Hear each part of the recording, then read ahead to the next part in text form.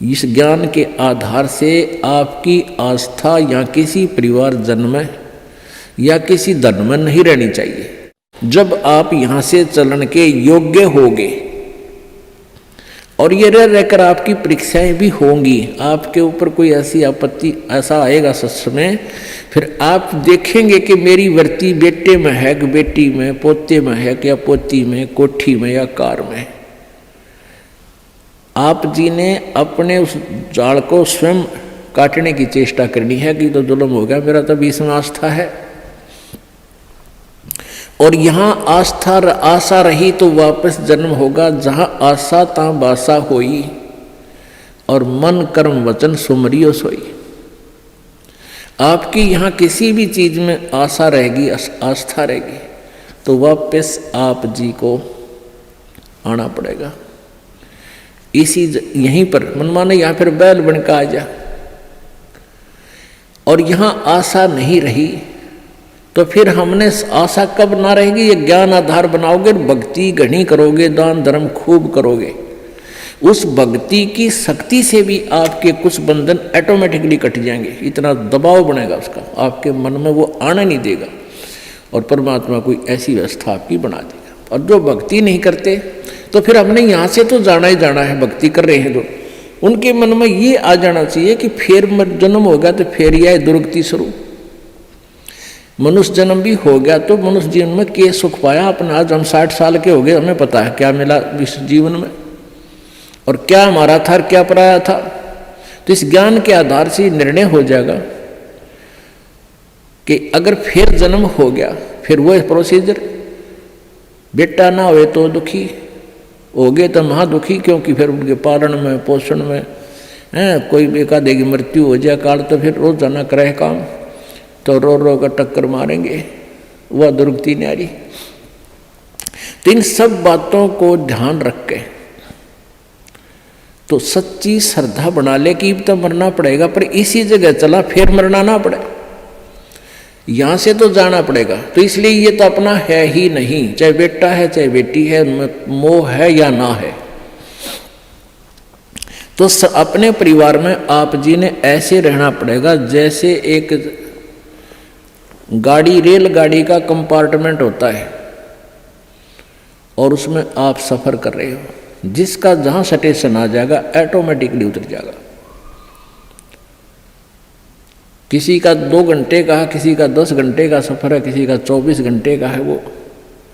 तो ऐसे ही आप जी इसको ऐसा समझ कर रहोगे जैसे रेस्टोरेंट होते हैं, होटल में जाकर डट गए, तो वहाँ सारी सुविधाएं होते हुए भी आपको पता है कि ये मेरी नहीं है, उनका प्रयोग भी करना है। उनमें मेज कुर्सी पलंग टीवी वहाँ पर है, उनका पंखा कूलर एसी फ्रिज, उनका प्रयोग भी करना है, लेकिन अंडरस्टूड होता है कि मेरी को ना, ये तो धनी की है। तो ऐसे ही ये सारा रेस्टोरेंट, ये होटल, ये काल का है और हमने किराए पर अपनी पूंजी जमा करा का यहाँ, तो ये कुछ समय का रहने का यहाँ पर मिला हुआ है और ये व्यवस्था बता दी, इस खेती में बना रखा, ये मजदूरी कर, ये ऐसे खा ले, ये या छोड़ रखा है। लेकिन ये अपनी नहीं, हम यहाँ होटल में कुछ दिनों के लिए सटे करे हुए। यदि ऐसी आस्था आपकी बन जाएगी तो फिर कोई पल्ला नहीं पकड़ेगा आपका, कोई बाधा नहीं बनेगी। अन्यथा जो भक्ति नहीं करते हैं उनकी कैसी वृत्ति होती है।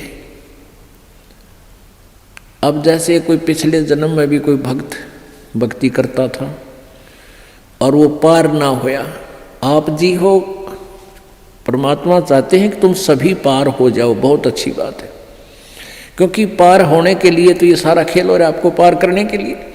अब विद्यालय में बच्चे फेल भी होते हैं और पास भी अधिकतर ही होते हैं, और कुछ एक फेल भी हो जाते हैं, तो वो फेल हुए हुए गणे दुखी होया करें। तो ऐसे ही एक व्यक्ति किसी जन्म में कोई प्राणी, कोई आत्मा परमात्मा से विमुख हो गया, भक्ति ना करी, छोड़ गया, तो उनको फिर लेता है भगवान शरण में। एक किसान के घर जन्म हो गया उस पुण्यात्मा का, अब कहते हैं जो जन मेरी शरण में एक बार आ गया, परमात्मा कहते हैं हमारी शरण में एक बार कोई प्राणी आ गया तो फिर उसको जब तक वो पार नहीं हो लेगा उसके पीछा हम छोड़ना को नहीं। जो जन हमारी शरण है ताका हूं मैं दास, और गेल गेल ला गया फिर वो जब लग धरती आकाश। तो उसी विधान से परमात्मा उस किसान के पास गए और किसान से कहा कि भाई, किसान पहले बैठे, राम रमी हुई, क्योंकि पिछले संस्कारी जो भक्त होते हैं वो कहीं भी जन्म ले लो उनमें वो भाव श्रद्धा बनी रहती है। आओ महाराज जी बैठो जी, बड़ी आसन दे दिया, आप नीचे बैठ गया भगत की तरह। तो महाराज जी होते हैं, अपने भक्ति का ज्ञान सुनाते हैं, परमात्मा की चर्चा शुरू कर दी। तो वो किसान कहने लगा, कहाँ जी भक्ति तो मैं करता हूँ, क्या भक्ति तो मंदिर में जाता हूँ, शिव जी की पूजा करता हूँ। फिर सारी बात बताई, भाई यह भक्ति ठीक नहीं, भक्ति की विधि ये है जो आपके शास्त्रों में लिखी हुई है, कैसी करो। अच्छा जी ठीक सत है, भक्ति भी कराएंगे भाई, फिर उपदेश ले ले। अगना जी नहीं, ये तो बच्चे छोटे छोटे हैं, ये थोड़े से ठीक हो जाए, अपना काम संभालन जोगे, फिर महाराज जी तेरे आप पक्का चेला बन जाऊंगा। लाख समझाने पर भी नहीं माना, यही कहता रहा। परमात्मा चले गए।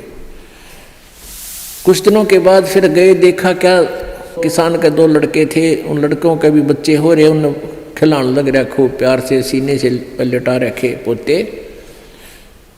परमात्मा फिर गए, किसान भाई भगत जी देवता तेरे बच्चे भी समझदार हो गए हैं और खेत का काम संभाल लिया, तू आजा भक्ति कर ले, नाम ले ले। ने बोला महाराज जी देख छोटे छोटे पोते हैं, बच्चे खेत में जहाँ हैं काम कर रहे हैं और मैं इनको बाद में संभाल रहा हूँ, अब मुझे फुर्सत नहीं है, थोड़े ही बच्चे पोते बड़े हो जाए थोड़े से, फिर मैं भक्ति करूँगा। बहुत कहने पर भी नहीं बोला, ना बाबा जी दुखी ना करे मैंने, क्यों पोते घने प्यारे लग गया करे। यह काल का एक भयंकर जाल आगे और बढ़ा देता है उसके ऊपर। अब बेटे तो उल्टे बोल रहे, कोई धमका दे, कोई खुरका दे, और वो पोते बोल रहा करे प्यारे प्यारे, तो वो घने प्रिय लगते हैं। न बोले बाबा जी तू तो सब ऐसा ही, तेरे तो कोई लाग नहीं, कोई संतान नहीं, तेने क्या पता संसार के उसका है, कह दिया भक्ति कर ले, भक्ति नहीं होया करे, पोते बड़े हो लेंगे फिर बात करूँगा तेरे से, फिर जरूर नाम ले लूँगा, पक्की बात हो रही। नो टाल टूल दिया। अब 4 साल के बाद फिर आए परमात्मा संत जी रूप में। तो घर आके पूछा कि भाई तुम्हारा वो कहाँ गए तुम्हारे पिताजी दादाजी। वो पता चला कि वो तो मर गए, 4 साल हो गए, मृत्यु होगी। मालिक को तो पता था, क्या था कि खेत में उन्हें का बैल बन गया, आके बैल बन गया, बैल की चुनी प्राप्त की, और खेतों में उसका बेटा उसको हल में जोत रहा। अब परमेश्वर वहां पहुंचे, वो लड़का भी जाने था, महात्मा कई बार करते, रोक दिया, कहा महाराज जी कैसे आना हुआ कि भाई डट जा तेरे बाबू, तो 2 बात बतलाऊंगा। उस बैल के कान में निकट सी जाकर कहने लगा, रे भगत अब तो आजा मेरी शरण में, तेरा शरीर छुटवा दूं बैल का, और नाम दे, तेरे को मनुष्य जीवन दे दूंगा, और तू चाल देख ये दुखी हो रहा, तेरा लठ लग गया, तेरा बेटा लठ मारे हैं, और तेरी के दुर्गति हो रही, तो के कह है वो बैल। न्यू कह बाबा जी तू बोल रहा मत, अब मैं यहाँ से मर जाऊंगा, दूसरा बैल आ गया, वो थोड़ा काम करेगा, मेरे बेटा ने टोटा हो जाएगा, वो तेरा गजब हुई हो। परमात्मा बोले अच्छा भाई कोई बात ना, ले धन बना तो बेटा के। अब कुछ दिन के बाद वो बैल भी मर गया, मृत्यु के बाद वो सांप बन गया।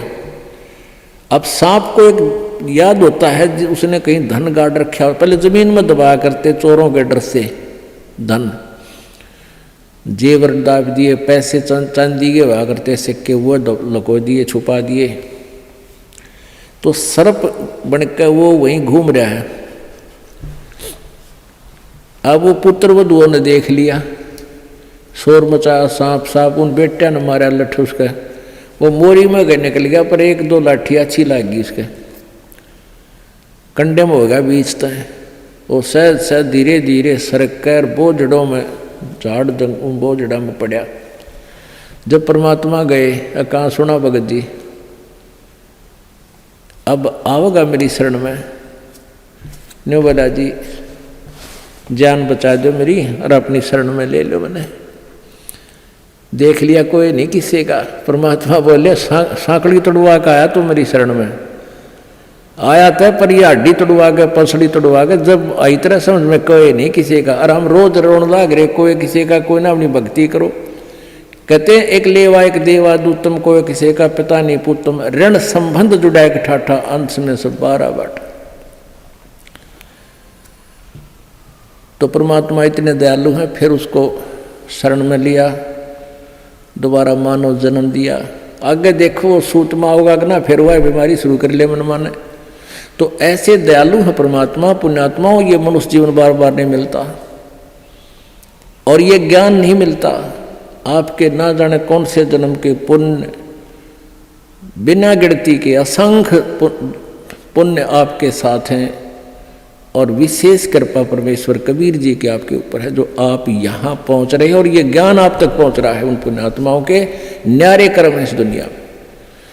और परमात्मा कहते हैं समझा है तो सिर दर पाओ, बहुर नहीं रे ऐसा दाव। बोल सतगुरुदेव।